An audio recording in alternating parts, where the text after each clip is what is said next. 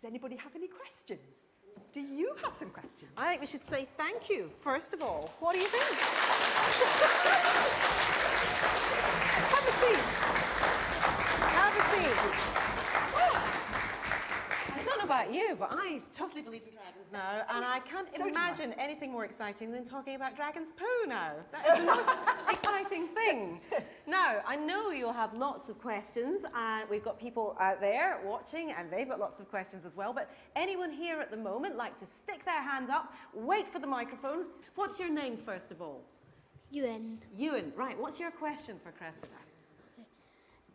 Why did you come up with the dragons first? Why? Because I want to believe in dragons. I want to believe that they really exist. And I like to think that we don't know everything about this world. I like to think that we don't. And we found some weird creatures when I was little that sometimes people just really didn't know quite what they were. Giant prawns, for example. And I found that very exciting, the idea that there could be things in this world that we don't know the answer to. So I want to believe in dragons. I love the idea of dragons. I love the idea of being able to train a dragon, having your own dragon as a little pet. That was what I wanted. And also that you could train a dragon, and that dragons, you could ride a dragon. It's sort of like flying, isn't it? If you can ride your own dragon. So that's why I wanted to write about dragons. And one of the things I like about the movie so much is that in my head I have the idea of them flying on these dragons, and in the movie it really is like you are flying a dragon, isn't it? I don't know if you saw it and you thought that it really was, but yes, I thought it was like flying on the back of a dragon. How exciting to be a writer and be able to make that happen. Right, we've got a little girl at the back row there. What's your name? Edie. Edie, go ahead. Do you think there's any characters that you based yourself on? Oh, good question. Well, I sort of think you put little bits of yourself in a lot of the characters, actually, which is what's quite fun about being a writer. So there's a bit of Hiccup in me, you know, looking up to my dad, who I admired very much, but wasn't a bit alike. You know, so that's a bit of me, and I loved him, but I still love him, but I wasn't like him, so there was a bit of that. And there's a bit of Kamikaze, the girl hero. She's a bit like me because she's very, very chatty. She never stops talking. So she's a bit like me, although she's a bit cheekier than I hope. So you put a bit of yourself in everyone. And I even like writing the villains.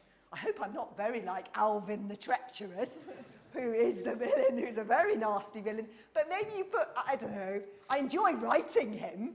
So I don't know, I enjoy the opportunity. Maybe it's more like you like the opportunity to be that evil, you know. So it's quite fun doing that kind of thing. But I think I'm most like a mixture of Hiccup and Kamikaze. We've got so many questions, some emails ones as well. I'm just going to rush through as many as I can because there are people watching that want to know. And one of the questions was, oh, this is a tricky one. Who's your favourite character? Can you say? Oh, no, I can't, because I hate favourite questions. I love them all. Well, Hiccup, I've got to say, I love Hiccup. And Toothless, though, there's something about Toothless who's so cheeky and naughty, and so maybe I'd have to say Hiccup or Toothless. Okay. You're hedging your bets, but we'll let you away with that. One more, because, you know, there will be people that are dying to put their hands up, but they can't because they're through that camera and they can't get to you, so I'm going to help them get to you. And the other one is, how old were you when you first wrote a book? Were you very, very young? Because we saw you scribbling away in that nice snapshot. Yes. Well, I showed that picture because I wanted you to think, you out there and out there, to think, you know, that if you like writing story, that this is something that you could be. That's why I wanted to do that. But when I was, and I did write a lot when I was a kid, but what I wanted to say was that don't worry about finishing stories. I started things but didn't necessarily finish, because you're at school, so you can't necessarily have all, this takes me a year to write a whole book. It's all about practicing. It's all about practicing your writing. It's all about practicing it, and I didn't get my first book published till I was 30. So, and although some people do when they're very young, like the guy who wrote Eldest, you know, that guy, he was 15, the Dragon books, but mostly we're older, but practice when you're young and read masses. because it gives you ideas for ways to write. Would there be anyone here that would like to become a writer? Yeah, oh, there are loads of hands going up. That's fantastic.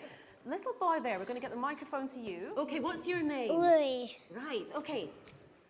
Go ahead. What's your favourite dragon?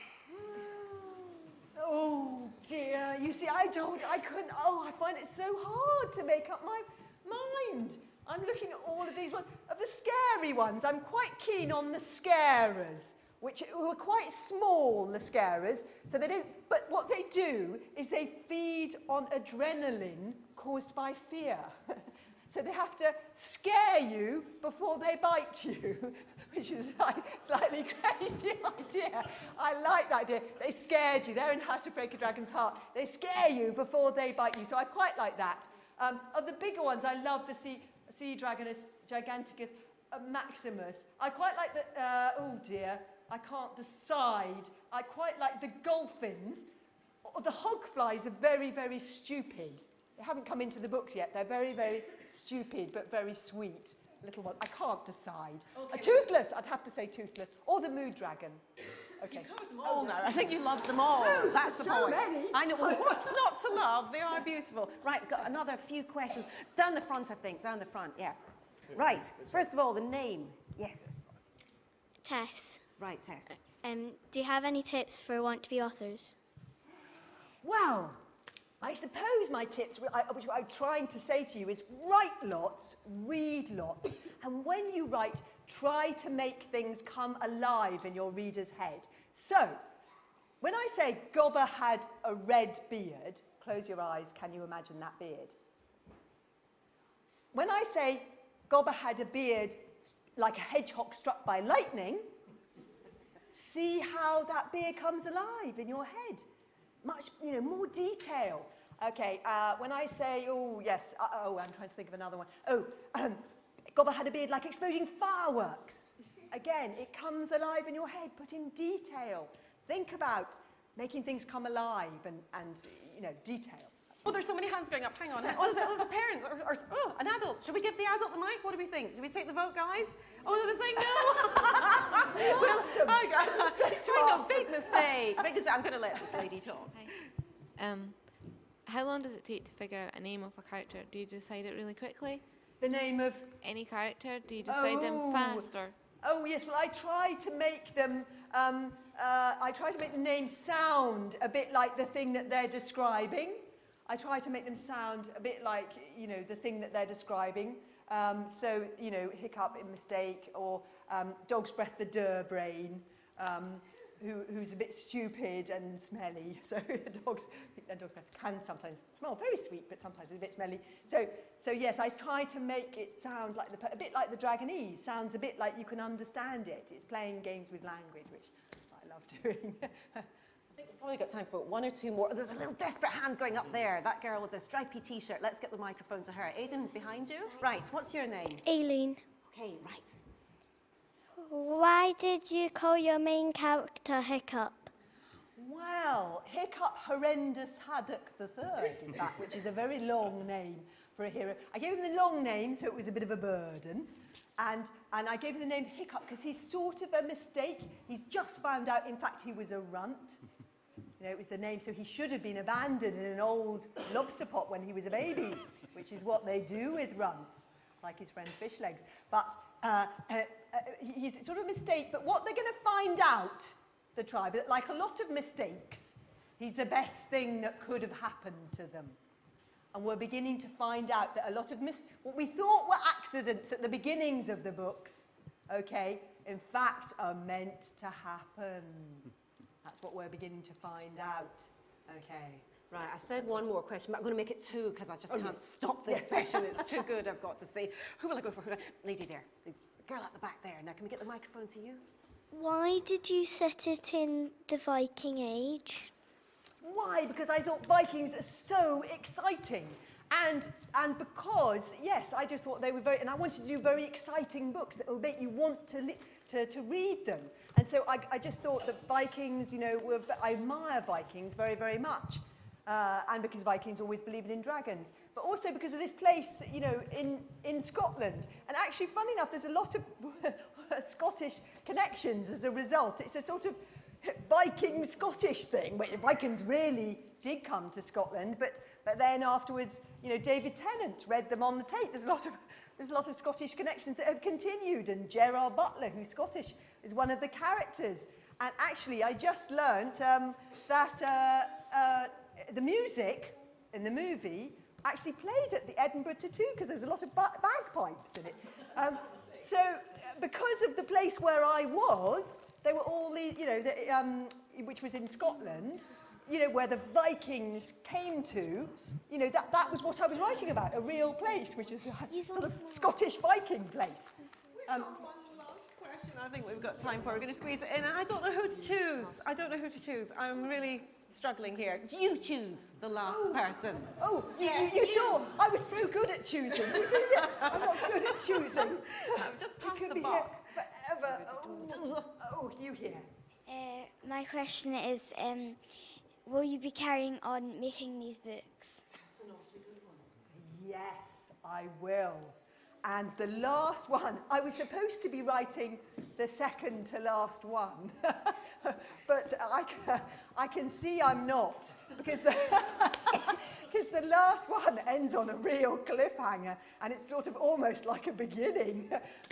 So yes, I will be carry on writing them, because I love writing them, and I've got to, yes, I can't finish it in one. Are you happy about that news, that there's Yes. going to be more? Yes. Well, listen, I think we should say thank you to the magic words, Cressida Cowell. Real pleasure. Oh, they loved you. Oh, they do love you. Thank you. On behalf of Cressida, that was a lovely reception, and thank you for watching as well. Sadly, we don't have any more time, and I'm really sorry we didn't get more questions from you or from you guys in the audience here. But check out the learning resources for Cressida's event on the Scottish Book Trust website, if you like. That will help. The next Meet Our Authors special event is going to be with Waterston Children's Laureate Julia Donaldson. That's going to be available on the Scottish Book Trust website Thursday, the 10th of November. It's suitable for nursery to P3, that's 4 to 8-year-olds. After that, in the next series of Authors Live events, we're going to have the fantastic Jartan Poskett, author of the Murderous Maths books. Make a date for that. Thursday, the 1st of December is the date for that. That event's suitable for P4 to S2. Check out the Scottish Book Trust website for any further details. But thank you all for being lovely, and thank you to Cressida.